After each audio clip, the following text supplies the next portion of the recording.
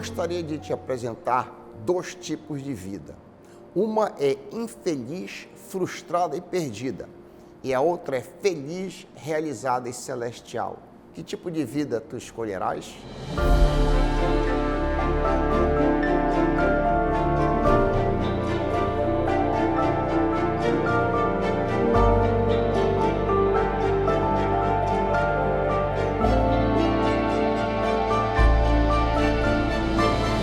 Não pensem que vim abolir a lei ou os profetas. Não vim abolir, mas cumprir. Digo-lhes a verdade, enquanto existirem céus e terra, de forma alguma desaparecerá da lei a menor letra ou menor traço, até que tudo se cumpra. Todo aquele que desobedecer a um desses mandamentos, ainda que dos menores, e ensinar os outros a fazerem o mesmo, será chamado menor no reino dos céus. Mas todo aquele que praticar e ensinar esses mandamentos será chamado grande no reino dos céus.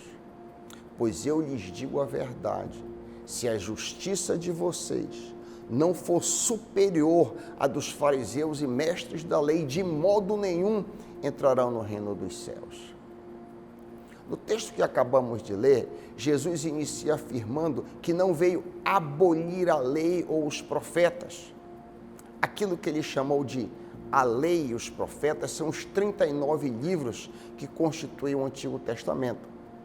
Jesus obedeceu rigorosa e piamente a tudo que estava prescrito na lei e cumpriu todas as profecias contidas nas Santas Escrituras.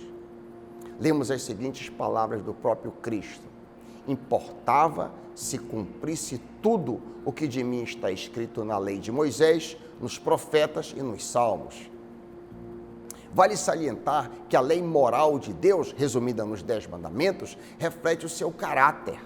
Assim, essa lei é verdade eterna, permanente, irrevogável, absoluta e infalível. Há cristãos que acham que a lei serviu exclusivamente para os judeus, e como os judeus não conseguiram cumpri-la, Cristo então trouxe a graça de Deus que nos perdoa indiscriminadamente. Veja bem, a misericórdia de Deus não existe para que abusemos de sua graça. Mesmo na igreja primitiva, já havia pessoas transformando em libertinagem a graça de nosso Deus. Cristo veio a este mundo e implementou o período da graça, não para que abusemos dela, mas sim para que cumpramos os mandamentos divinos. Por sinal, a graça de Deus, que é o poder de Deus, nos liberta do pecado, isto é, nos ajuda a cumprir os mandamentos. A diferença entre o regime da lei na antiga aliança e o regime da graça na nova é que na antiga aliança o ser humano lutava com suas próprias forças para obedecer aos mandamentos. Mas sob a nova aliança, Deus nos dá o poder chamado de graça a fim de cumprirmos os seus mandamentos. A graça de Deus é justamente o poder do Espírito Santo que nos capacita a obedecer ao Senhor. É este poder que nos liberta de cumprir a lei apenas externamente, pois nós a obedecemos em nosso interior. Vale reiterar, a liberdade do cristão em relação à lei deve-se ao fato de nós cumprirmos a lei no coração. Vamos examinar o texto que lemos do princípio deste vídeo. Começando em Mateus 5,18, lemos que até mesmo a menor letra da Escritura haveria de se cumprir, como disse Jesus. Após a sua ascensão, várias profecias foram cumpridas, como, por exemplo, a descida do Espírito Santo no Pentecostes. Mas há ainda muitas outras profecias por vir. O fato é que, enquanto existirem céus e terra, todos os comandos, as profecias, os símbolos e até mesmo o menor traço registrado na Bíblia se cumprirão. Vemos aqui que Cristo tinha a Sagrada Escritura na mais alta conta. Em seguida, Mateus 5,19, temos uma referência à nossa atitude para com a Escritura no que tange aos menores mandamentos. Se obedecermos até mesmo aos menores comandos da Bíblia, Deus nos recompensará. Há mandamentos mais importantes do que outros, como, por exemplo, não assassinar é mais importante do que não chamar palavrão, obviamente. Em Mateus 5,19, Jesus está lidando com pecados secundários, pecados que não condenam o discípulo ao inferno. O que Cristo está querendo destacar é a nossa atitude de obediência às Escrituras. Veja bem, no final das contas, o que mais importa é meu desejo de obedecer a Deus, independente do comando ser grande ou pequeno.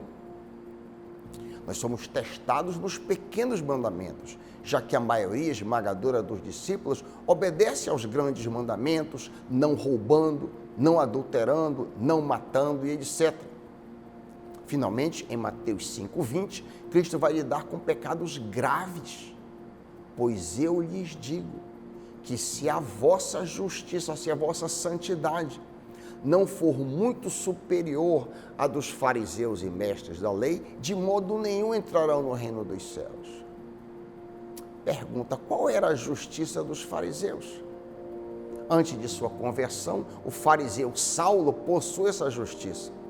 Como ele mesmo afirmou em Filipenses 3,6, quanto à justiça que há na lei, eu era irrepreensível. Essa justiça é externa. Por exemplo, não assassina o próximo, mas o coração está cheio de ódio. Não adultera, mas o coração está cheio de lascívia. Não jura com a mão em cima da Bíblia, mas o coração está cheio de mentiras e etc. Esta era justamente a crítica de Jesus aos religiosos de sua época.